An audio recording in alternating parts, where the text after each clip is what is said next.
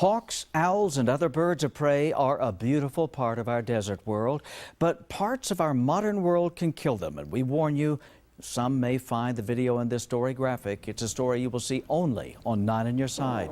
Power lines are more likely to electrocute some birds. Tucson Electric takes steps to prevent it from happening, but one man who found a dead hawk under a power line just this weekend asked 9 on Your Side why the birds are not better protected in his neighborhood. Craig Smith is live near Linda Vista and Thornydale. Well, Guy, if you look around here, you can see there's a lot of natural area to attract animals. That includes hawks and owls, but when they perch on some of these poles to scout for the next meal, that's when one bad move can kill them.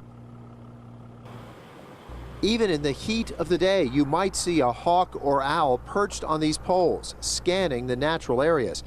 Jim Livings and his wife Judy love to see the majestic birds, but Sunday morning, they saw one in a way they hate to see. We're taking our morning walk down Sumter, and there's a dead hawk at the bottom of the telephone pole, and its mate was at the top of the pole, just waiting for it. It was a reminder of what he saw about a year and a half ago, a great horned owl dead at the base of a pole by his house.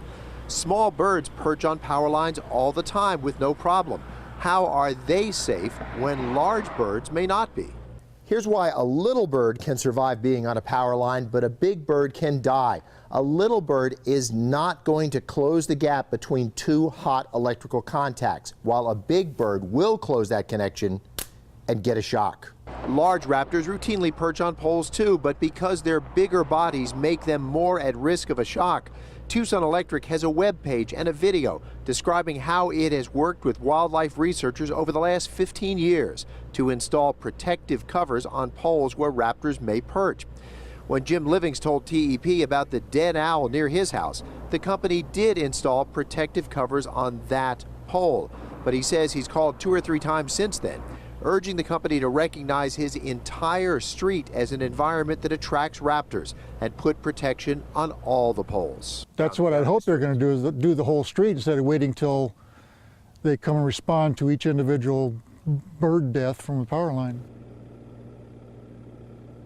Now, Jim Living says TEP told him there is a work order to add protection to the poles along this street, but he hasn't been told when that work will be. A TEP spokesperson confirmed that yes, indeed, there is a work order, but he is trying to get a better grip on when work will actually begin.